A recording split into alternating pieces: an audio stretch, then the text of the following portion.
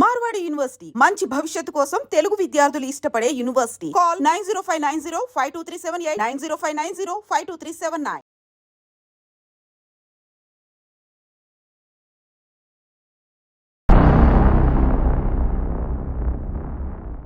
Welcome to I dream.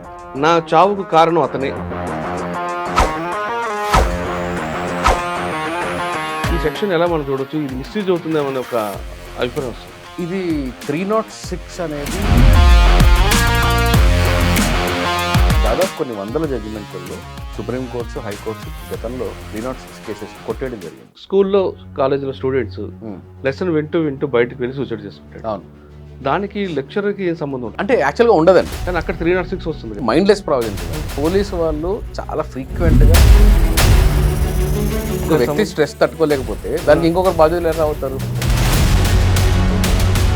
అంటే కంపెనీలో ప్రెజర్లో తిట్టరా? వ్యక్తి భయపడి కోర్టుకు వెళ్ళాలా, లేదు ధైర్యంగా నిలబడాలా? కోర్టుకి వెళ్ళాలి. మీరు ఫేస్ చేయాల్సిన నిజం ఎన్నో సందర్భాల్లో సుప్రీంకోర్టు కూడా అన్నది.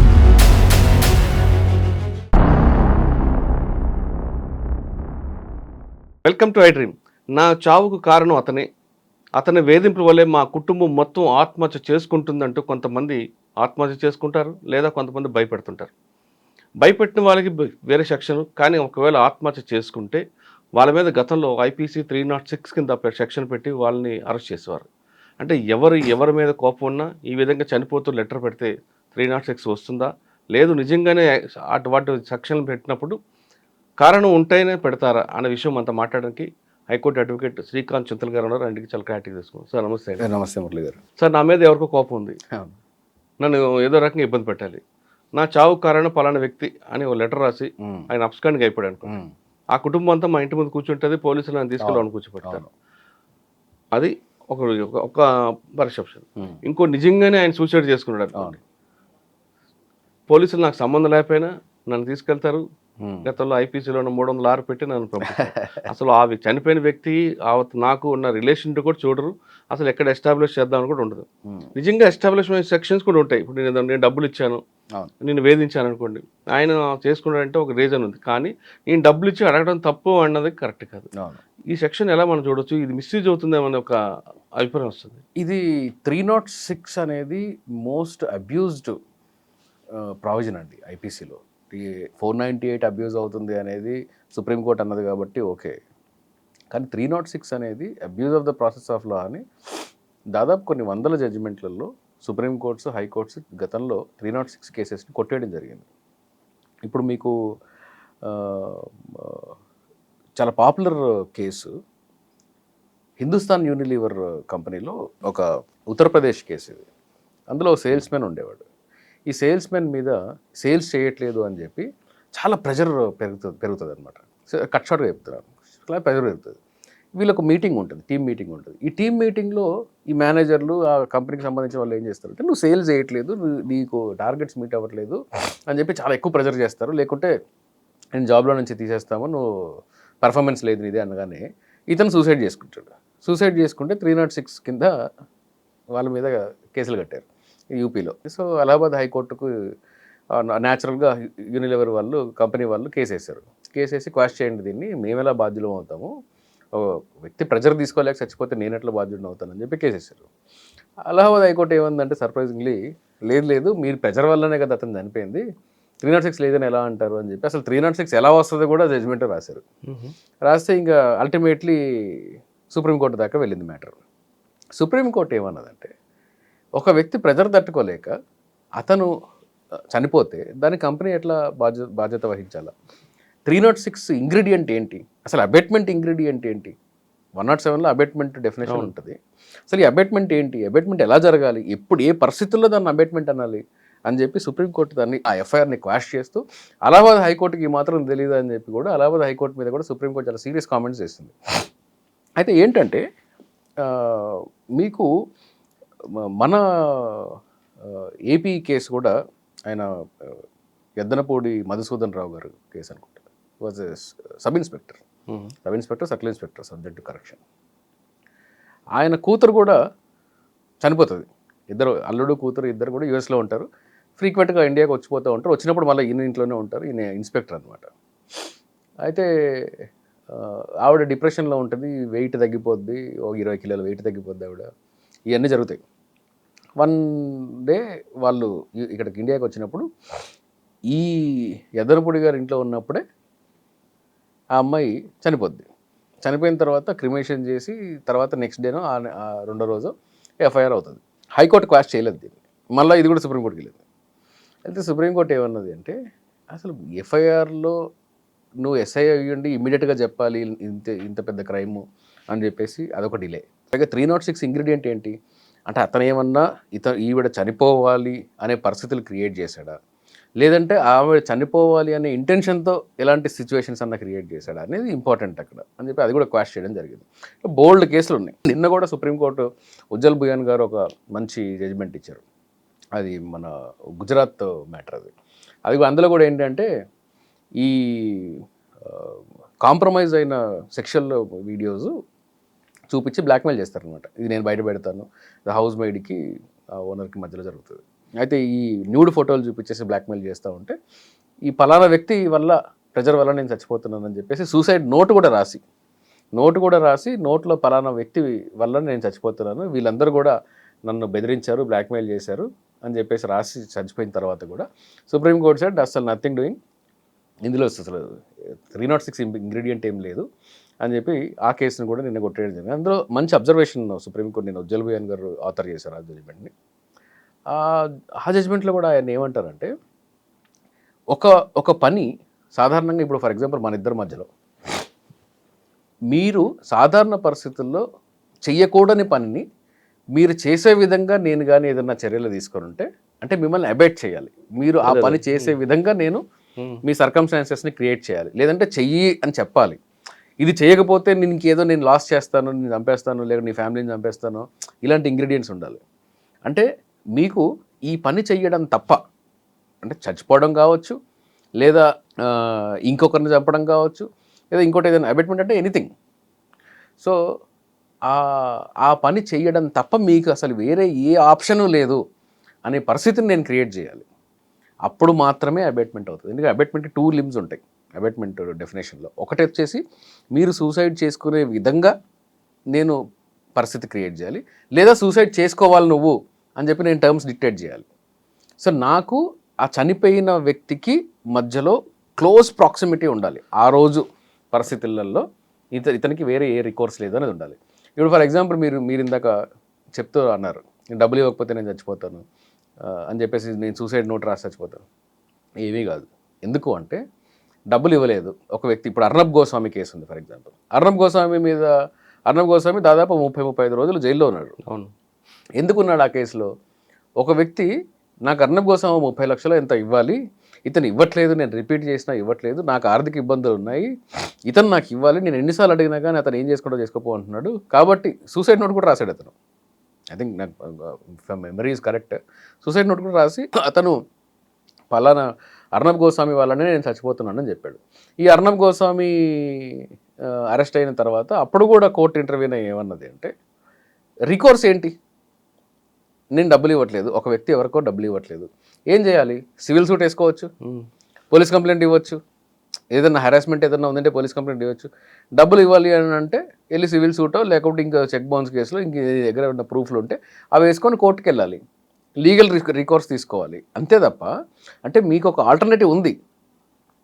అతను లేకుంటే ఇప్పుడు నేను నీ కూతురో లేకుంటే నీకు సంబంధించిన వ్యక్తి నా దగ్గర ఉంది, నేను చంపేస్తున్నాను, నేను చంపకూడదు అంటే నువ్వు చచ్చిపో అంటే అపాయింట్మెంట్ అవుతుంది. ఈజీగా ఎక్స్ప్లెనేషన్ చెప్తున్నా. మీరు చెప్తున్న 2-3 కేసుల్లో ఓ రీజన్ కనిపిస్తుంది. ఇద్దరు ఏ బి మధ్యన ఏదో రిలేషన్ వస్తుంది.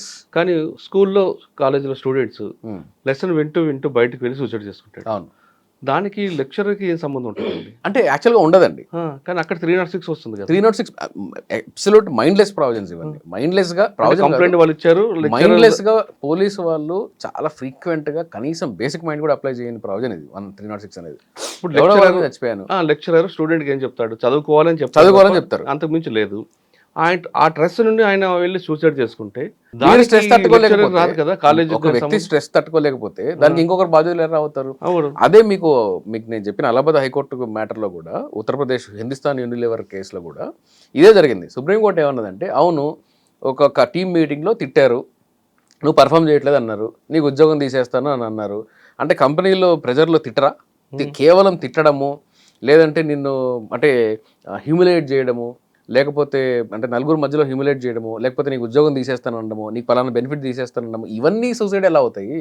సార్ కొంతమంది ప్రభుత్వం తీసుకున్న నిర్ణయం వల్లే నేను నా కుటుంబం ఆర్థికంగా చిదిగిపోయింది కాబట్టి నా చావుకి ఆ మంత్రి కారణం అంటూ సూసైడ్ రాసి లేదా సెల్ఫీ వీడియో పెడతారు. అప్పుడు ఏమవుద్దండి? లేదండి, అవన్నీ కూడా అబెట్మెంట్ కాదు. ఎందుకంటే అబెట్మెంట్ డెఫినేషన్ ఈజ్ క్లియర్. 306 ఇప్పుడు 108 ఆఫ్ బిఎన్ఎస్ ఇది డెఫినేషన్ క్లియర్. ఏమీ మార్పు లేదు, పాత చట్టానికి ఇప్పటికి కూడా ఏమీ మార్పు లేదు. కానీ మీరు అన్నట్లు మార్పు లేదు. కానీ ముందు అయితే కేసు అవుతుంది, హెరాస్మెంట్ అవుతుంది, ఇది అవుతుంది, అవన్నీ భరించాల్సిందే. ఎందుకు అంటే అన్ని కేసుల్లో కూడా భరించాల్సిన అవసరం లేదండి. నాకు తెలిసిన చాలా కేసులలో కూడా కాలేజీ స్టూడెంట్ సూసైడ్ చేసుకున్నాడు, అందులో లెక్చర్ భరించాలా వద్దా? లేదు, అట్లాంటి కేసులలో నాకు తెలిసి పోలీసు వాళ్ళు ఎవరిని అరెస్ట్ చేసినవి నేను చాలా తక్కువ చేయకపోయినా వాళ్ళు పిలిపిస్తారు, మాట్లాడతారు, ప్రొసీజర్ పనిష్మెంట్ ఉంటుంది. ప్రొసీజర్ అనే పనిష్మెంట్ ప్రతి కేసులో ఉంటుందండి. ఎందుకు అంటే పోలీస్ వాళ్ళ పని ఏంది? ఇన్వెస్టిగేషన్ చేయడం, ఇందులో నిజానిజాలు ఏంటో తేల్చడం. ఇన్వెస్టిగేషన్ చేసే క్రమంలో అరెస్ట్ అనేది శిక్ష కాదు. అరెస్ట్ అనేది ఏంటి అంటే కేవలము అతను బయట ఉంటే ఏదన్నా ఎవిడెన్స్ని ఏమన్నా తారుమారు చేయొచ్చా, సాక్షుల్ని ఏమన్నా ఇన్ఫ్లుయెన్స్ చేయొచ్చా, లేకుంటే ఇంకేదన్నా విధంగా ఎవరినన్నా ఇన్ఫ్లుయెన్స్ చేయొచ్చా, ఇన్వెస్టిగేషన్ ఇన్ఫ్లుయెన్స్ అయ్యే ఛాన్స్ ఉందా, వాటి రీజన్స్ ఉంటే మాత్రమే మీకు అరెస్ట్ అనేది జరుగుతుంది. అరెస్ట్ అనేది శిక్ష కాదు. చాలామంది ఏమంటారంటే అరెస్ట్ చేశాడు 4 రోజుల్లో బయటకు వచ్చేసాడు ఏంటి అంటే 4 రోజుల్లో బయటకు వచ్చింది అది శిక్షపడి కాదు, శిక్షపడి జైలుకి పోలా, అలిగేషన్లో జైలుకి వెళ్ళాడు. అలిగేషన్ ఉంది, అలిగేషన్ నిజమా కాదా కనుక్కునే క్రమంలో అరెస్ట్ అనేది పోలీసు వాళ్ళు మెకానికల్గా చేస్తారు. కానీ ఇన్ఫాక్ట్ మీరు ఏ ఫారిన్ కంట్రీకి వెళ్తే మర్డర్ కేసులో కూడా డైరెక్ట్గా అరెస్ట్ చేయరు. ఏదన్నా కనీసం ఒక చిన్న స్క్రాప్ ఆఫ్ ఎవిడెన్స్ అన్నా ఉండాలి. వితౌట్ ఎవిడెన్స్ని అరెస్ట్ చేయడానికి లేదు. ఎందుకంటే 41 సిఆర్పిసి, ఈ 41 సిఆర్పిసిలో మీకు మురళి గారు, I'm sorry to say lawyers కూడా దీన్ని వ్యతిరేకిస్తారు. 41A సిఆర్పిసి ఉండకూడదు, దాన్ని అబ్యూస్ జరుగుతుంది అంటారు. కానీ ఇప్పుడు దాకా ఎవరు కూడా 41A లాంగ్వేజ్ని క్వశ్చన్ చేయలేదండి. నాకు ఆశ్చర్యం అనిపిస్తుంది. దానిలో ఏముంటుంది అంటే ఒక రీజనబుల్ అప్రహెన్షన్ ఉంటే, రీజనబుల్ సస్పిషన్ ఉంటే ఇన్వెస్టిగేషన్ ఆఫీసర్ ఎవరినన్నా అరెస్ట్ చేయొచ్చు. నీకు ఇన్వెస్టిగేషన్ ఆఫీసర్కి అనుమానం వస్తే, నీకు అప్రహెన్షన్ ఉంటే నన్ను అరెస్ట్ చేయడం ఏంది? దానిలో రీజనబుల్ సస్పిషన్ అనే పదాన్ని తీసి రీజనబుల్ గ్రౌండ్ అని మార్చారనుకోండి. గ్రౌండ్ అంటే మరి ఏదో ఒకటి పెట్టాలిగా. అవును, సాక్ష్యం ఎక్కడుంది, నువ్వు ఆ టైంలో ఎక్కడున్నావు, అబెట్మెంట్లో ఇప్పుడు 114 సెక్షన్ 114 ఉంది. అబెట్మెంట్ చేసే పరిస్థితుల్లో, అబెట్మెంట్ చేసే క్రమంలో మిగతా వాళ్ళు ఎయిడింగ్ ఆఫ్ అబెట్మెంట్ అంటే ఒకడు అబెట్మెంట్ చేస్తున్నాడు, మిగతా వాళ్ళు ఎయిడ్ చేస్తున్నారు. సో ఈ ప్రావిజన్ ఉంది. నువ్వు ఎక్కడున్నావు, అలబై ఏమన్నా ఉందా లేదా, ఇవన్నీ చూసుకొని అప్పుడు మీరు అప్లై చేయాలా. ఇవన్నీ చేయకుండా అంటే గ్రౌండ్ అన్నప్పుడు ఎగ్జాంపుల్గా చెప్పాను 114కి 107కి ఈ గ్రౌండ్ అనే పదం లేనందువల్ల ఇప్పుడు వ్యవస్థలో అరెస్ట్ ఎలా జరుగుతుందంటే కేవలం ఇన్వెస్టిగేషన్ ఆఫీసర్ దయాదాక్షిణ్యాలు మాత్రమే. నాకు అనుమానం ఉంది, నాకు రీజనబుల్ అప్రహెన్షన్ ఉంది, అనుమానం ఉంది కాబట్టి నేను అరెస్ట్ చేస్తున్నా, సరిపోద్ది గ్రౌండ్. 41 లాంగ్వేజ్ ఇదే. అంటే మీరు చెప్తున్నట్లుగా వాళ్ళకి తెలుసు పోలీసులకి, కానీ అరెస్ట్ చేస్తారు. కానీ ఇక్కడ ఏమవుతుందంటే వాళ్ళ వెర్షన్లో కంప్లైంట్ యొక్క ప్రెజర్ తట్టుకోలేక, ఈ మీడియా యొక్క హడావుడు తట్టుకోలేక ఏదో చేయాలని ఇప్పుడు మీరు చెప్పిన లెక్చరర్నే అసలు మీకు అది డైరెక్ట్ అరెస్ట్ చేసి పంపించేస్తున్నారు. మీకు డైరెక్ట్గా మీకు లైవ్ ఎగ్జాంపుల్ ఇస్తాను. జడ్జ్మెంట్లో ఉంది కాబట్టి నేను చెప్పే సాహసం చేస్తున్నాను. మన వరంగల్ డాక్టర్ సైఫ్ కేసులో, డాక్టర్ ప్రీతి అండ్ సైఫ్ కేసులో నిజానిజాలు పక్కన పెడదాం, ట్రయల్ ఇంకా ఉంది, నేను దాని మీద కామెంట్ చేయను. హైకోర్టు సాక్షిగా పోలీసు వాళ్ళు, కాలేజీ వాళ్ళు ఏం చెప్పారంటే పబ్లిక్ ప్రెజర్ని తట్టుకోవడానికి, పబ్లిక్ ప్రెజర్ని ఆపడానికి మేము ఇతన్ని అరెస్ట్ చేసాం, మేము ఇతను సస్పెండ్ చేసాం. కరెక్ట్ అంటారండి? పబ్లిక్ ప్రెజర్ని తట్టుకోవడానికి సస్పెండ్ చేశారట. అదే పబ్లిక్ ప్రెజర్ అంటారు, లేదంటే మీడియా హడావుడు అంటారు. వాళ్ళ కోసం ఇతను చేస్తారా? జడ్జిమెంట్లో కూడా రిఫ్లెక్ట్ అయింది. జడ్జిమెంట్లో జడ్జి గారు దాన్ని క్లియర్గా రాశారు. పబ్లిక్ అవుట్రేజ్ కోసం నువ్వు సస్పెండ్ చేయడం ఏంటి? పబ్లిక్లో ఏదో జరుగుతుంది, ఎవరి మీద అలిగేషన్స్ వస్తాయి అంటే దాని బేసిస్ మీద మీరు సస్పెండ్ చేస్తారా? అట్లాగే ఈ పబ్లిక్ ప్రెజర్ తట్టుకోవడానికి చాలా కేసులలో వాళ్ళందరూ వచ్చి గొడవ చేస్తున్నారు కాబట్టి మేము చేస్తాము రీజనబుల్. అందుకనే మీకు లాలో 41 ప్రావిజన్లో ఒకవేళ రీజనబుల్ గ్రౌండ్ అనే పదంగా ఉంటే ఆ ఒక్క చేంజ్తో మీకు మానవ హక్కుల ఉల్లంఘన జరగకుండా, పోలీస్ అబ్యూస్ జరగకుండా, పోలీసు స్టేట్గా ఇది మారకుండా, ఇష్టం వచ్చిన అరెస్టులు చేయకుండా ఆ ఒక్క పదం మారితే మీకు మొత్తము ఈ ఈ ఈ వ్యవస్థలో ఉండే ఆ చిన్న లెక్కన ఉంది కదా అది మొత్తం తగ్గిపోద్ది.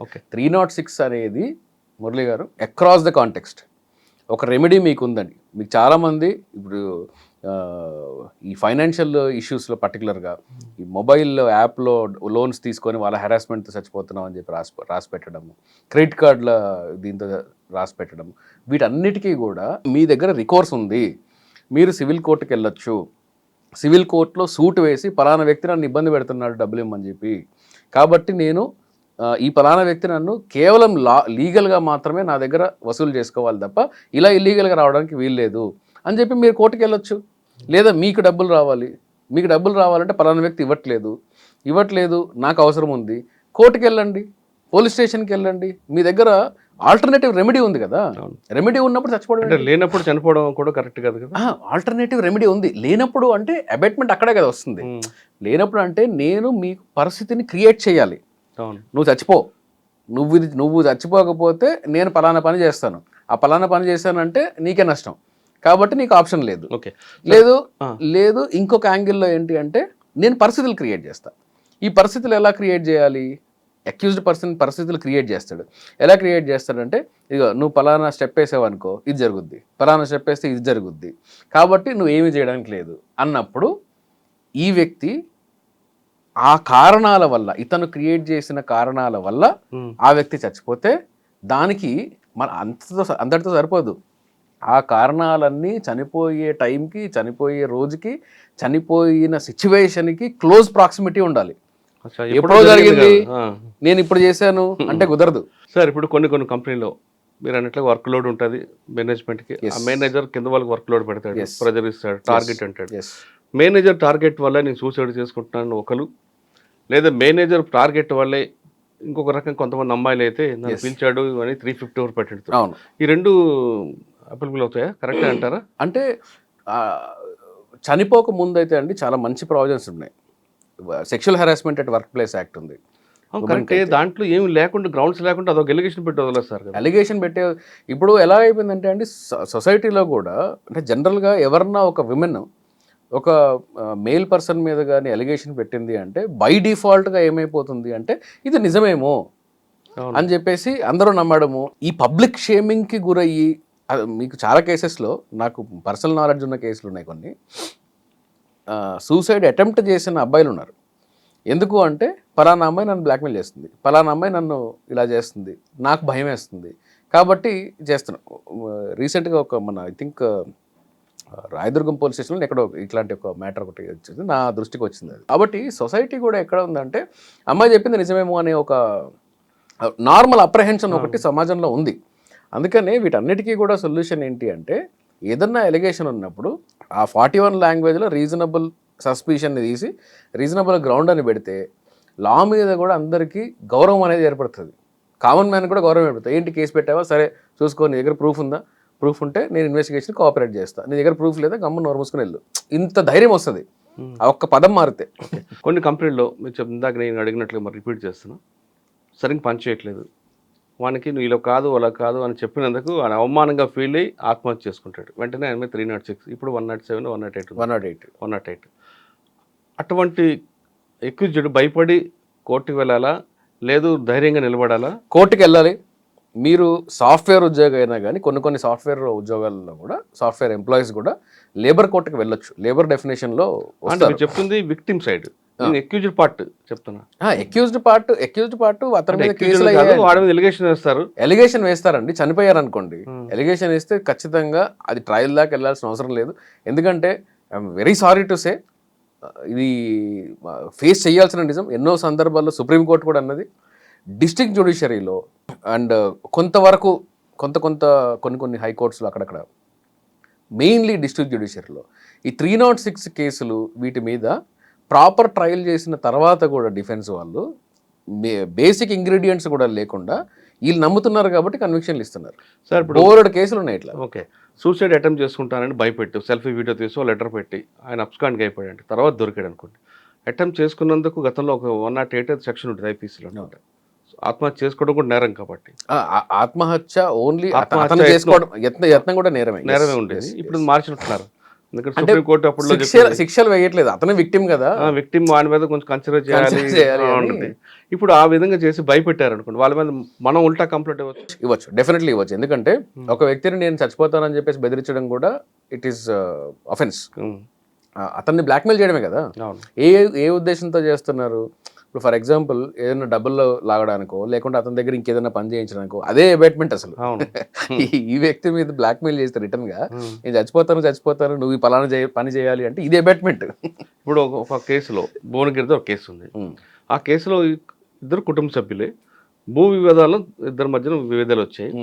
నా భూమిని ఇవ్వకపోతే మొత్తం నా కుటుంబం అంతా ఆత్మహత్య చేసుకుంటా, దానికి కారణం XYZ నీకు సపోర్ట్ ఉన్నారని ఒక వీడియో రిలీజ్ చేశాడు, ఒక పేపర్ కూడా రిలీజ్ చేశాడు. ఇప్పుడు ఈ బి అనే వ్యక్తి ఏం చేయమంటారు? బి అనే వ్యక్తి ఆ పేపర్ రిలీజ్ చేసి చనిపోలేదు అనుకోండి, ఈ బి అనే వ్యక్తి వెంటనే పోలీస్ స్టేషన్కి వెళ్ళి ఈ పలానా ఇది నా దృష్టికి వచ్చింది, నాకు దీనికి ఎటువంటి సంబంధము లేదు, వీళ్ళని బెదిరించడానికి ఇలా చేస్తున్నారు కాబట్టి నేను మీ కాషన్గా తీసుకొస్తున్నాను, అలాంటిది ఏమన్నా వాళ్ళు ఏదైనా అటెంప్ట్ చేస్తారేమో మీరు కాషన్గా చూసుకోండి అంటే ఇతని కాంటాక్ట్ కూడా బయటకు వస్తుంది. ఇప్పుడు ఒక కేసులో రంగారెడ్డి డిస్ట్రిక్ట్లో జరిగిన కేసులో ఏమైందంటే సూసైడ్ 306 అఫెన్స్ పెట్టారు పోలీసులు. 306 అఫెన్స్ ఎంత హాస్యాస్పదంగా ఉంటుందంటే వైఫ్ అండ్ హస్బెండ్ మధ్యలో. ఈ వైఫ్ 306 కింద ఇది అయింది, సూసైడ్ అనేది ఇది స్ట్రాంగిల్ చేసుకుంది అనమాట. ఇతనే వెళ్ళి స్ట్రాంగిల్ చేసుకున్న తర్వాత ఇతనే వెళ్ళి ఆవిడని తీసుకొని ఆవిడ టాబ్లెట్స్ కూడా వేసుకొని మళ్ళీ ఊరు కూడా వేసుకున్నట్టుంది ఆ కేసులో. ఇతనే వెళ్ళి హాస్పిటల్కి తీసుకొని వెళ్ళి హాస్పిటల్లో లేదు CPR అవన్నీ చేసిన తర్వాత ఈ కాదన్న తర్వాత చనిపోయిన తర్వాత అప్పుడు PM రిపోర్ట్ చేసి సూసైడ్ అని చెప్పి సూసైడ్ 306 చేశారు. కోర్టు ఏమన్నదంటే అసలు అతనికి చంపేయాలి చచ్చిపోవాలని ఉంటే ఇతను ఎందుకు హాస్పిటల్ తీసుకెళ్తాడు? ఇతను నెక్స్ట్ అటెంప్ట్ ఉంది కదా ఇతనిది, ఈవిడిని బతికించాలి అనే తపన అక్కడ కనిపిస్తుంది కదా. సో 306 ఎట్లా వస్తుంది దీనిలో? కానీ పోలీసు వాళ్ళు అరెస్ట్ చేస్తారు, జైల్లో పెట్టారు, పాపం జైలుకి వెళ్ళి. అదే నడుస్తున్నానండి, కేసు కన్విక్షన్ రావడం పక్కన పెట్టండి, కానీ FIR ఈ ప్రొసీజర్ పనిష్మెంట్ ఎక్కువ ఉంటుంది కదా. అందుకే చెప్తున్నా మన సిస్టంలో ఎప్పుడు వస్తుంది చేంజ్? ఎప్పుడు మన సిస్టంలో ప్రస్తుతానికి నేను ఇందాక చెప్పిన 41లో రీజనబుల్ సస్పిషన్ తీసి రీజనబుల్ గ్రౌండ్ అని పెట్టండి. హిందీ చట్టాల్లో కూడా రీజనబుల్ సస్పిషన్ అని పెట్టారు. పెట్టండి, ఆ ఒక్కదాంతో చాలా మార్పు జరుగుతుంది. మీరు చెప్తున్న దాంట్లో కాకుండా మరికొన్ని కేసులు తీసుకుందాం. ఒక 306 కాదు, 302 ఒక మర్డర్ అవుతుంది, వాడికి పడన అందరి పేర్లు అందులో విక్టిమ్ రాసేస్తారు. ఓకే, తర్వాత ఇంకొక పోక్సోలో వాడి పడన పేర్లు అందరూ కూడా అందులో ఇన్వాల్వ్ అవుతారు. అంటే A1 ఉంటాడు, చుట్టుపక్కల వాళ్ళ ప్రోద్బలంతో జరిగింది. అవును, కేసు అవ్వడం, ఇన్వెస్టిగేషన్. 376లో కూడా ఇప్పుడు పెళ్లి చేసుకున్నానని చెప్పేసి నన్ను సెక్షువల్గా వాడుకున్నాడు, తర్వాత పెళ్లి చేసుకుని అంటున్నాడు అని చెప్పి ఈ రేప్ కేసులు పెట్టడం 420తో, అంతకుముందు 420తో పెట్టేవాళ్ళు. ఇప్పుడు కొత్తగా సెక్షన్స్ వచ్చేసేదానికి BNSలో పెడితే అందులో ఈ 376 రేప్ కేసులో కూడా ఫ్యామిలీ మెంబర్స్ని పెట్టేవాళ్ళు. అదే ఆ కేసుల్లో, అటువంటి సెన్సేషనల్ కేసుల్లో వెంటనే పేపర్లో మీడియాలో వస్తుంది, ఒక మీడియా ట్రయల్ అవుతుంది. ఇవన్నీ ఫేస్ చేయాల్సిందేనా? అవన్నీ ఫేస్ చేయాలి. ఎవరన్నా ఒకరు గట్టిగా నిలబడి అసలు వీళ్ళందరూ నన్ను పబ్లిక్ షేమింగ్ చేస్తున్నారు కాబట్టి వీళ్ళందరి మీద నేను దావా వేస్తాను, నేను అసలు ప్రూవ్ కూడా కాలేదు ఇంతవరకు, నన్ను పబ్లిక్ షేమింగ్ చేస్తున్నారు వీళ్ళందరూ, నేను క్రిమినల్ ట్రయల్లో ఇంకా ఉన్నానని చెప్పేసి వీళ్ళందరి మీద యాక్షన్ తీసుకుంటే అప్పుడు సరిగ్గా అవుతుంది. అందరి మీద సివిల్ సూట్లు వేయాలి. ఓకే, మరి కొంతమంది అండి ఎక్కడో ఇద్దరి మధ్య రిలేషన్ ఉంటుంది, ఇంటర్మీడియట్ నుంచి కంటిన్యూ అవుతుంది, డిగ్రీ అయ్యే వరకు ఆ రిలేషన్ వేరే రిలేషన్ క్లాష్ అయిన తర్వాత, ఆ బ్రేక్ అయిన తర్వాత ఈ అబ్బాయి నన్ను పెళ్లి చేసుకుంటానని మోసం చేశాడు, చాలా కామన్ కేసెస్ అది మీరు అన్నట్లుగా 376, 420 ఇవన్నీ వస్తాయి. కానీ ఇది కామన్ అయిందని అమ్మాయి ఏం చేస్తుందంటే, ఎవరో ఒకరు ఇచ్చిన సలహా మేరకు నన్ను ఇంటర్మీడియట్లోనే రేప్ చేశాడని ఆమె డిగ్రీ ఫైనల్ ఇయర్ కంప్లీట్ ఇస్తుంది. అంటే అప్పుడు పోక్సో వస్తుంది. అప్పుడు జనరల్గా అయితే పోక్సో పెట్టాలి.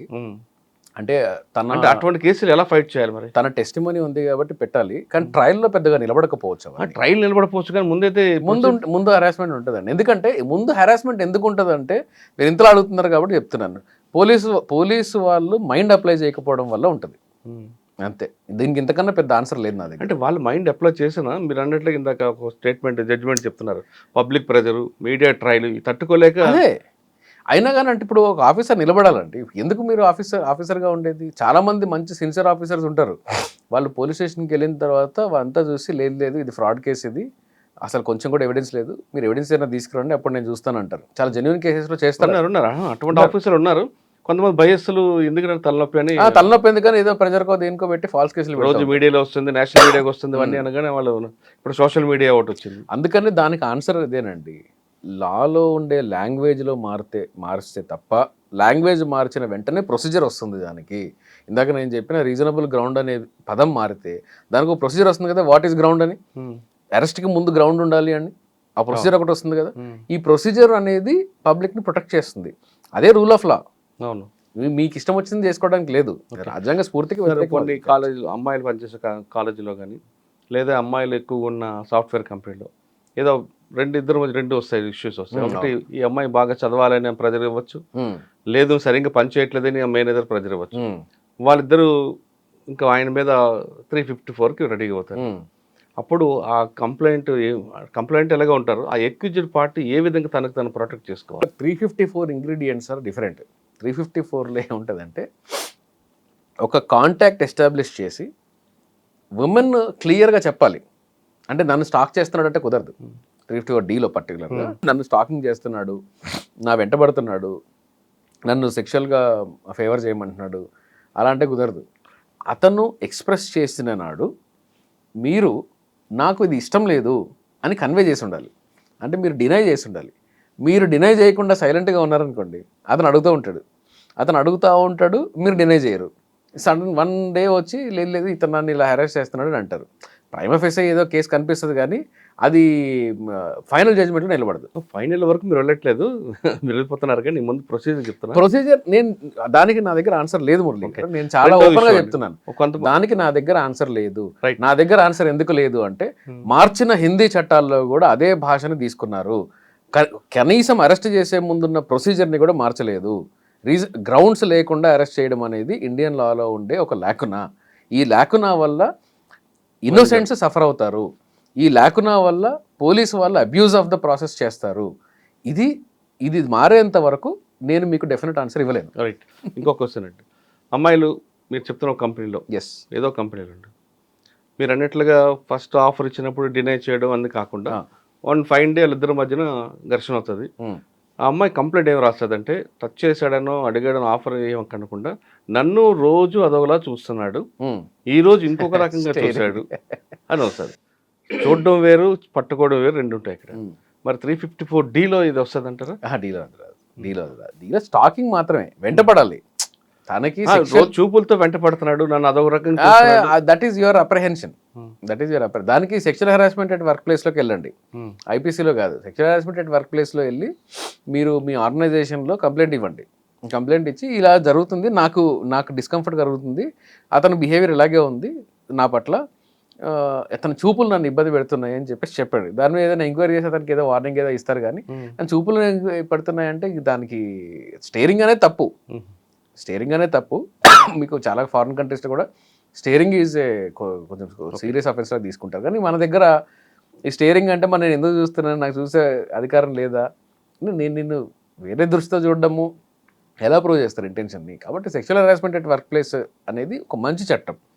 ఆ చట్టం ప్రకారం వెళ్ళాలి తప్ప మీకు దాన్ని నేను ఐపీసీలో కన్వర్ట్ చేస్తాను, పోలీసు వాళ్ళ దగ్గరికి వచ్చి నేను నా పవర్ యూజ్ చేసి ఎఫ్ఐఆర్ చేయిస్తాను అంటే అది అనవసరంగా ఆ పెట్టిన వ్యక్తి కూడా షేమ్ అవుతారు. సార్ ఫైనల్గా చెప్పండి, పోక్సో లాంటి చట్టాలు కాకుండా లేదా సెన్సేషనల్ మర్డర్ కేసులు అయితే ఫాస్ట్ ట్రాక్ పెట్టి చేస్తున్నారు, కానీ సాధారణంగా 320 కావచ్చు, లేదంటే 307, 302 ఇవన్నీ కేసుల్లో ఫైనల్ పనిష్మెంట్ లేకుండానే ప్రొసీజర్ పనిష్మెంట్ అయిపోతుంది. అవును, ఒక టైం బాండ్ లేకపోతుంది. దీనివల్ల సొసైటీలో ఏమొస్తుందంటే మీడియా హడావుడి తప్ప మనకు శిక్ష పడదు అన్నది ఒక ధైర్యం కింద క్రిమినల్ ధైర్యం వెళ్ళిపోతుంది. మరి అటువంటిప్పుడు మనం సిస్టమ్ ఏం చెప్తుంది? క్రిమినల్స్కి ధైర్యం వెళ్ళిపోతుంది. విక్టిమ్స్ నాకు న్యాయం జరగదు అనే ఒక డిస్ట్రెస్లోకి కూడా వాళ్ళు కూడా వెళ్ళిపోతారు జరుగుతుంది. సో దీనికి ఆన్సర్ ఏంటి అంటే అండి మురళి గారు, నంబర్ ఆఫ్ జడ్జెస్ మనకు యావరేజ్గా ఉండేది ఏంటి అంటే నంబర్ ఆఫ్ జడ్జెస్ పెరగాలి, నంబర్ ఆఫ్ కోర్ట్స్ పెరగాలి. ప్రొసీజరల్ ల్యాప్సెస్ ఏవైతే ఉన్నాయో ఈ ప్రొసీజరల్ ల్యాప్సెస్లో ఒక స్టడీ చేసి ప్రొసీజరల్ ల్యాబ్స్ వల్ల ప్రొసీజరల్ డిలే జరగకూడదు అనే ఒక ఇది ఉంది. ఇక్కడ చాలా చట్టాలు 6 నెలల్లో క్లియర్ చేయాలనే చట్టం పోక్సో కూడా చెప్తుంది. 6 monthsలో చేయాలి, యాజ్ సూన్ యాజ్ పాసిబుల్.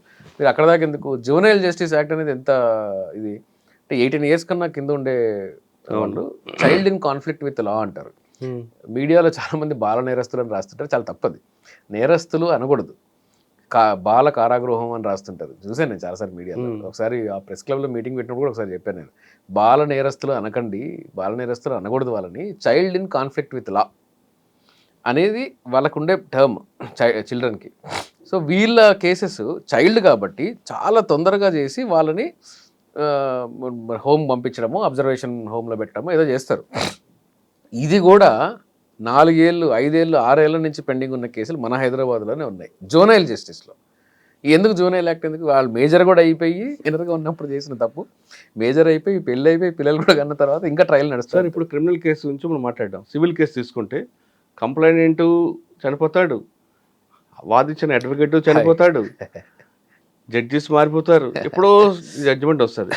దానివల్ల ఎవరికి లాభం ఎవరికి నష్టం? నిన్న హైకోర్టులో ఒక మ్యాటర్లో నేను అపేర్ అయ్యాను.